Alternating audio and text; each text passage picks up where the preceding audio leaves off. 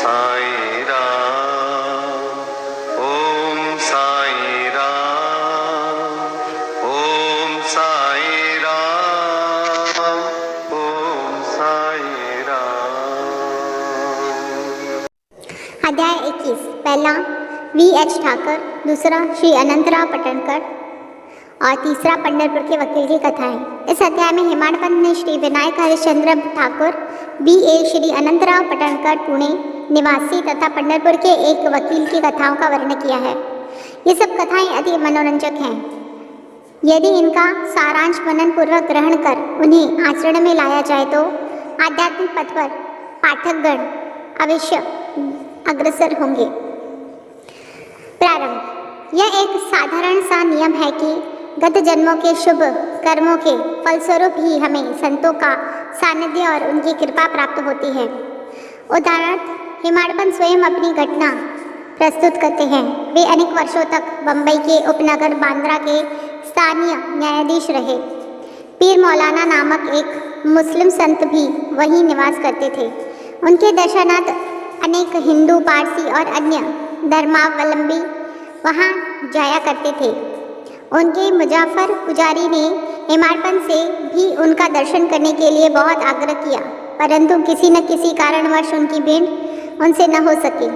अनेक वर्षों के उपरांत जब उनका शुभ काल आया तब वे शिरडी पहुंचे और बाबा के दरबार में जाकर स्थायी रूप से सम्मिलित हो गए। भाग्यहीनों को संत समागम की प्राप्ति कैसे हो सकती है? केवल वे ही सौभाग्यशाली हैं जिन्हें ऐसा अवसर प्राप्त हो। संतों द्वारा लोक शिक्षा। संतों द्वारा लोक शिक्षा का कार्य चिरकाल से ही इस विश्व में संपादित होता आया है। अनेकों संत भिन्न भिन्न स्थानों पर किसी निश्चित उद्देश्य की पूर्ति के लिए स्वयं प्रकट होते हैं। यद्यपि उनका कार्यस्थल भिन्न होता है, परंतु वे सब पूर्णतः एक ही हैं। वे सब उस सर्वशक्तिमान परमेश्वर की संचालन शक्ति के अंतर्गत एक ही लहर में कार्य करते हैं। उन्हें प्रत्येक के कार्य का परस्पर ज्ञान रहता है और आवश्यकता अनुसार वे परस्पर पूर्ति भी करते हैं, जो निम्नलिखित घटना द्वारा स्पष्ट है। Shri V.H. Thakur B.A. Revenue विभाग में एक कर्मचारी थे। वे एक समय भूमि मापक दल के साथ कार्य करते हुए बेलगांव के समीप बड़गांव नामक ग्राम में पहुंचे। वहां उन्होंने एक कानड़ी संत पुरुष अप्पा के दर्शन कर उनकी चरण वंदना की। वे अपने भक्तों को निश्चल दास कृत विचार सागर नामक ग्रंथ, जो वेदांत के विषय में है, का भावार्थ समझा रहे थे। जब श्री ठाकुर उनसे विदाई लेने लगे तो उन्होंने कहा, तुम्हें इस ग्रंथ का अध्ययन अवश्य करना चाहिए और ऐसा करने से तुम्हारी इच्छाएं पूर्ण हो जाएंगी तथा जब कालांतर में तुम उत्तर दिशा में जाओगे तो सौभाग्यवश तुम्हारी एक महान संत से भेंट होगी, जो मार्ग प्रदर्शन कर तुम्हारे हृदय को शांत और सुख प्रदान करेगी।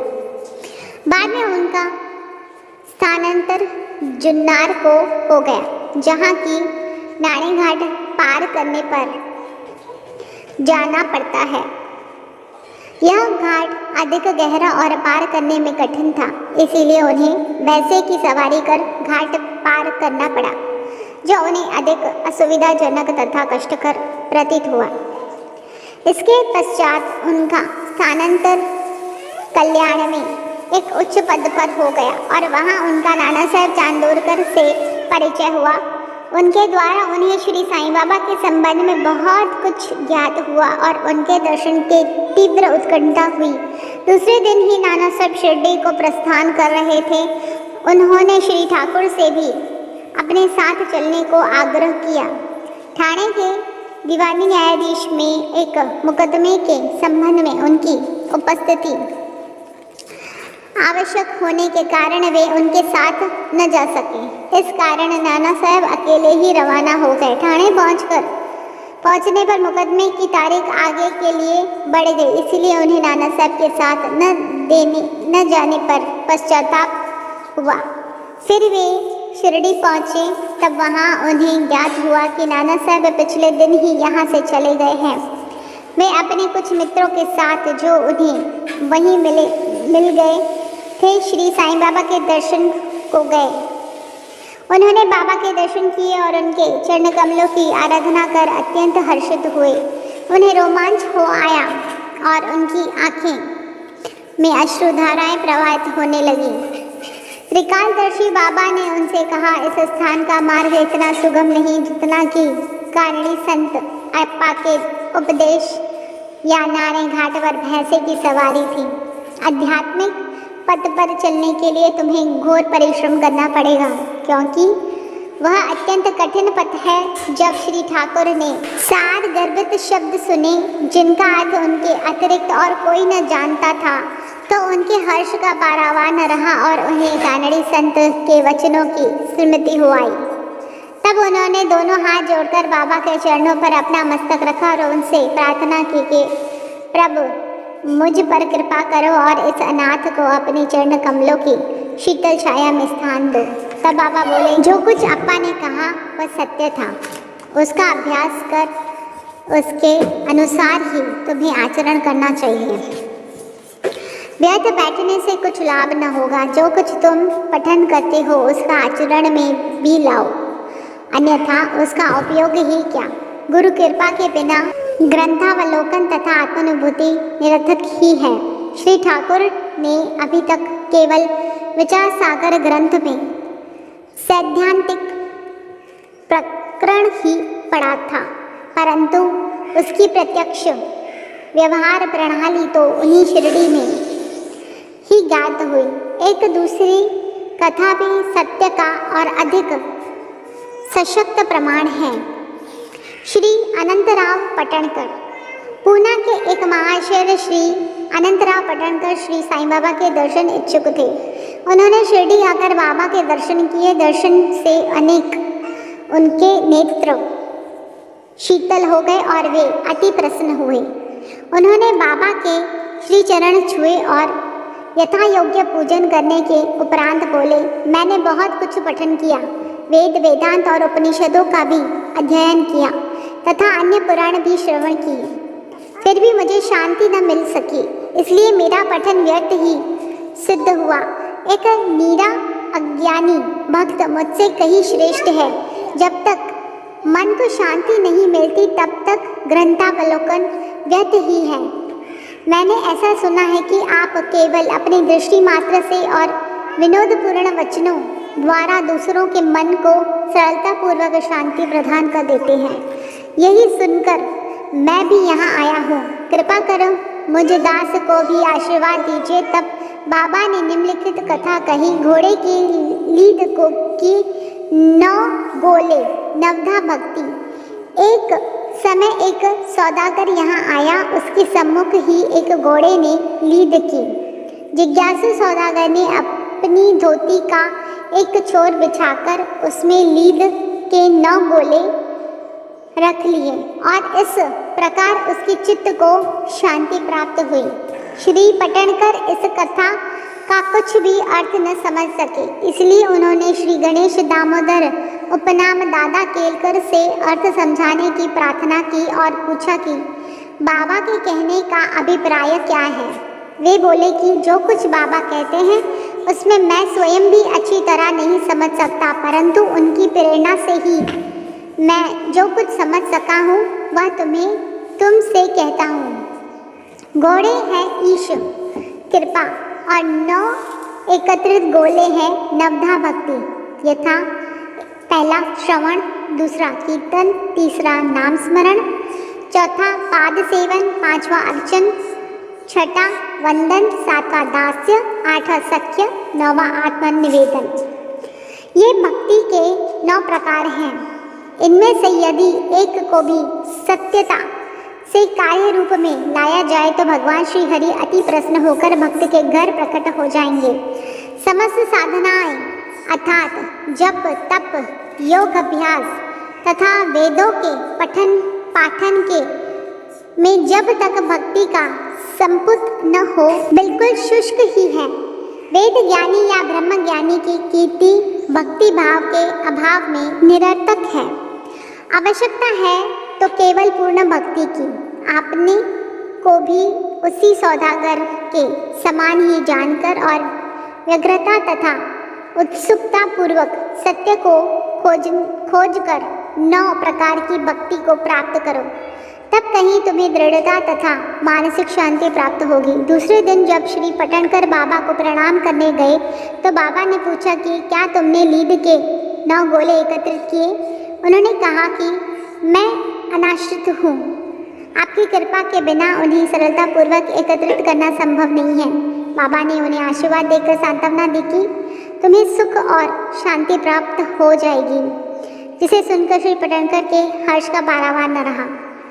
पंढरपुर के वकील भक्तों के दोष दूर कर उन्हें उचित पथ पर ला देने की बाबा की त्रिकालज्ञता की एक छोटी सी कथा का वर्णन कर इस अध्याय का समाप्त करेंगे। एक समय पंढरपुर से एक वकील शिरडी आए। उन्होंने बाबा के दर्शन कर उन्हें प्रणाम किया तथा कुछ दक्षिणा भेंट देकर कुछ एक कोने में बैठ वार्तालाप सुनने लगे। बाबा उनकी ओर देखकर कहने लगे कि लोग कितने दुष्ट हैं जो यहाँ आकर चरणों पर गिरते और दक्षिणा देते हैं, परंतु पीठ पीछे निंदा करते हैं। कितने आश्चर्य की बात है ना? यह पगड़ी वकील के सिर पर ठीक बैठी है और उन्हें उसे पहननी पड़ेगी। कोई भी इन शब्दों का अर्थ न समझ सका, परंतु वकील साहब इसका गुरार्थ समझ गए।